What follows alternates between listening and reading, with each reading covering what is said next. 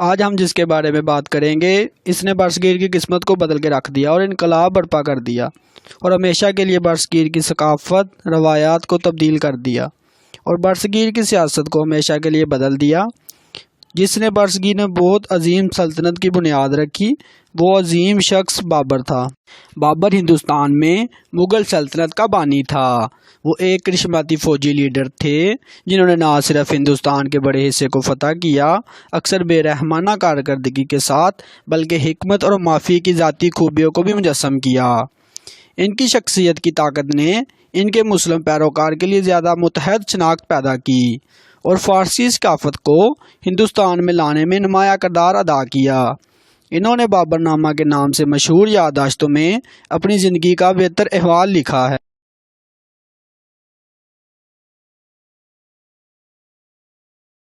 Babar 20 April 1526 کو وسطی Asia کے علاقے فرغانہ میں پیدا ہوا۔ وہ اپنے آپ کو تیموری سمجھتا تھا۔ 12 سال کی عمر میں وہ اپنے والد کی موت کے بعد حکمران بن گیا، تاہم اسے جلد ہی اس کے ماموں نے قبضہ کر لیا اور قابو پانے کی کوشش کی، لیکن اس کی نانی آئسن دولت کی مدد سے وہ فرغانہ کے تخت کو محفوظ بنانے میں کامیاب رہا۔ یہ ان لوگوں کی اور حتیٰ کے خاندان کے اندر حریف دروں کے خلاف ان کی بہت سی داخلی جدوجہد میں سے ایک تھی۔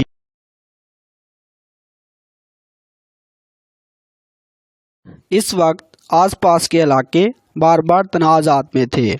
چنگیز خان کی اولاد شہروں اور چھوٹے علاقوں پر بالادستی کے لیے لڑ رہی تھی۔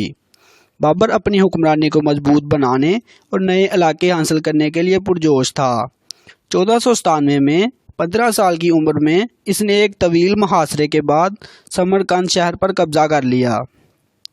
صرف 15 سال کے لڑکے کے لیے یہ ایک قابل ذکر فتح اور متاثر کن تھی، اور اس کے لیے تکلیف دہ بات یہ تھی کہ اس فتح کو 100 دن تک محدود رکھ سکا اور ایک حریف شہزادے سے شکست کے بعد اسے وہاں سے خالی ہاتھ جانا پڑا، اور یہ چیز اسے زندگی بھر تکلیف دیتی رہی۔ سمرقند کو دوبارہ حاصل کرنے کے لیے اس نے ایک مضبوط فوج بنانے میں 3 سال گزارے۔ بابر کی شخصیت، سخاوت اور برتاؤ کا مطلب تھا کہ وہ بہت سے تاجک نسل کے لوگوں کو اپنے مقصد میں شامل ہونے کی ترغیب دینے میں کامیاب رہے۔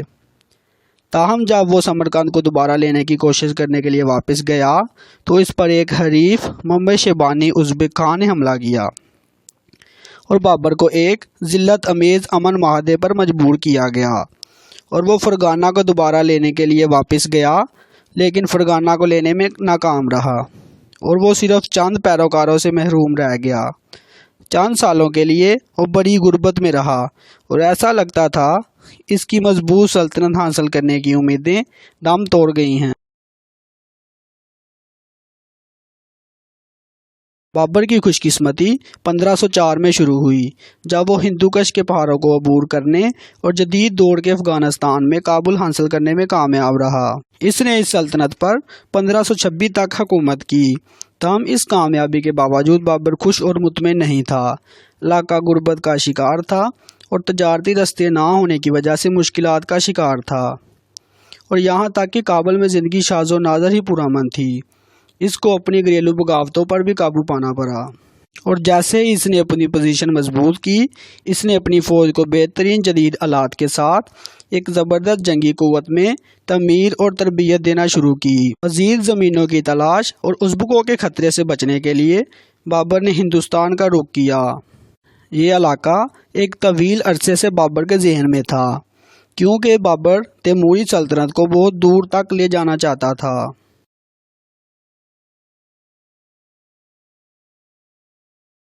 بابر پنجاب چلا گیا اور ہندوستانی حکمرانوں میں تقسیم کر کے اس نے 1524 میں لاہور پر قبضہ کر لیا۔ بہت زیادہ تعداد میں ہونے کے باوجود بابر نے اعلیٰ حربوں نے اسے 1 لاکھ مردوں اور 100 ہاتھیوں کی مخالف فوج کو وسیع پیمانے پر شکست دینے کے قابل بنایا۔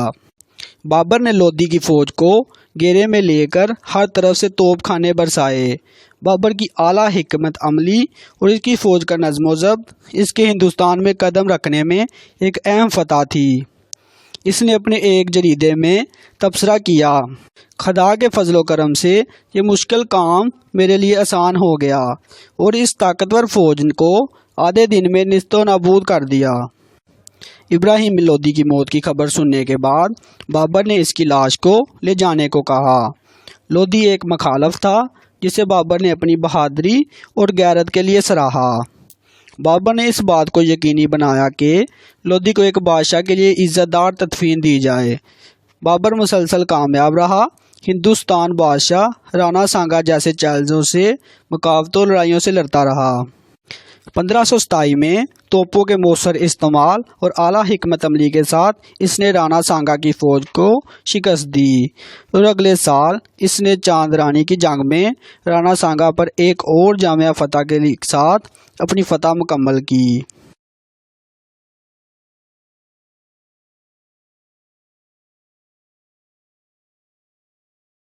بابر ہندوستان میں مغل سلطنت قائم کرنے میں اہم شخصیت تھے۔ اس کی مدد کمزور اور منقسم ہندو طاقتوں نے کی، لیکن اس کی فتح نے ہندوستان کو ہمیشہ کے لیے بدل دیا، جس کی وجہ سے ہندو آبادی میں مسلمانوں کی آبادی میں اضافہ ہوا۔ مغلیہ سلطنت کے ابتدائی سال شیطانی تشدد کا نشانہ بنے۔ بابر اکثر لکھتا تھا کہ اس نے کیسے محسوس کیا کہ وہ کافر ہندوؤں کو شکست دینے میں خدا کا کام کر رہا ہے۔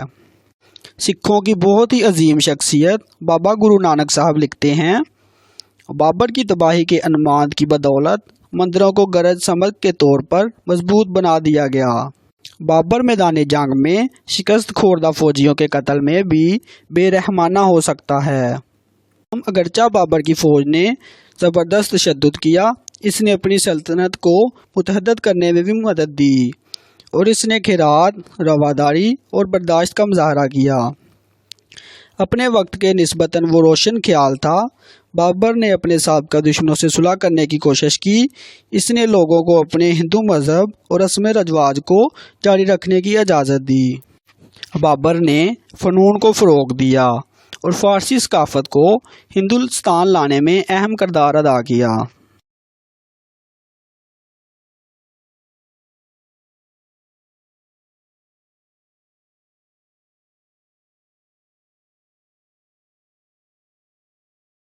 بابر تنازعات کی خوبیوں کا مرکب تھا۔ جنگ میں بے رحم اور اپنی سلطنت کو بڑھانے کے خواہش مند، وہ اپنے دشمنوں کو معافی بھی دے سکتا تھا۔ ایک موقع پر اس کی دادی نے اپنے کزن کو بابر کے خلاف لڑنے کے لیے اکسایا۔ بغاوت کو شکست دینے کے بعد اپنی دادی یا کزن کو قتل نہیں کیا بلکہ براہ راست معاف کر دیا۔ ایک جگہ اس نے کہا کہ میری گواہی کی کریم یہ ہے کہ اپنے بھائیوں کے خلاف کچھ نہ کروں، اگرچہ وہ اس کی مستحق بھی ہوں۔ بابر ایک غیر معمولی رہنما تھا۔ وہ اپنی مثال کے ذریعے اپنے فوج کی وفاداری کا حکم دے سکتا تھا۔ ایک دفعہ جب بابر اپنی فوج کو بارد لے جا رہا تھا تو راستے میں موسلادھار بارش میں پھنس گئے، جہاں اسے کہیں پناہ نہ ملی۔ پھر کچھ سپاہیوں نے بڑی کوشش سے چھوٹا سا غار تلاش کیا اور بابر کو پناہ لینے کی درخواست کی، لیکن اپنے فوج کے ساتھ وحدت سے اس نے جواب دیا، میں یہ کیسے کر سکتا ہوں؟ تم میرے گہرے دوست اور ساتھی ہو۔ یہ غار ہم سب کے لیے کافی نہیں ہے، اس لیے مجھے اس کی ضرورت نہیں ہے۔ میں کیسے سکون کی نیند سو جاؤں جب کہ تم لوگ مصیبت میں ہو؟ ہم سب مل کر اس مصیبت کا سامنا کریں گے۔ میں آپ کے ساتھ باہر رات گزارنے سے زیادہ خوش ہوں۔ اپنے بہت سے پیش راؤں کے برعکس بابر کو ادب، فن، موسیقی اور باغبانی میں بہت دلچسپی تھی، کیونکہ اس نے خوشگوار زندگی گزارنا ضروری سمجھا۔ ثقافت کے لیے ان کی حمایت مغل سلطنت میں ایک اہم پیش رفت تھی۔ اس کی ابتدائی مفادات کو اس نے پوتے اکبر نے آگے بڑھایا۔ وہ مذہبی تھا اور پرہیزگار مسلمان تھا، تاہم اس نے کابل میں 30 سال کی عمر میں شراب کی گندی لت لگ گئی اور بعد میں صحت کی وجوہات کی بنا پر شراب ترک کر دی اور سب کو یہ چھوڑنے کا حکم دیا۔ بابر نے اس دور کے رواج کے مطابق بہت سی شادیاں کی اور بہت سے بچے پیدا کیے۔ پھر سب سے قریب ترین بیٹا ہمایوں تھا۔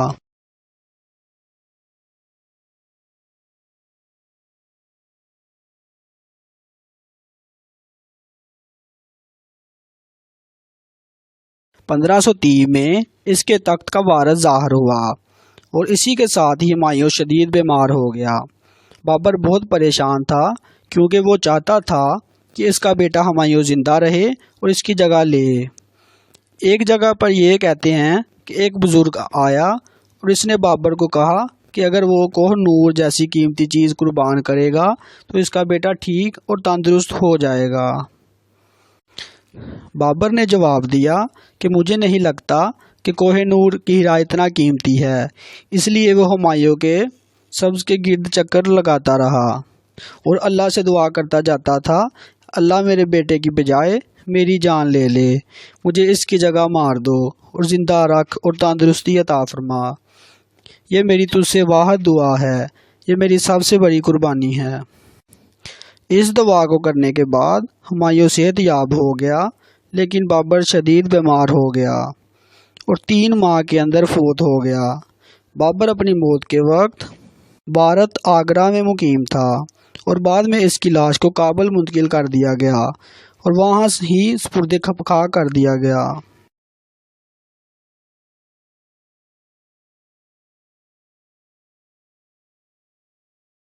आज के चैनल को सब्सक्राइब करें और घंटी के बटन को लाजमी दबाएं ताकि आप हर वीडियो से अपडेटेड रह सकें। बहुत शुक्रिया। अल्लाह हाफिज़।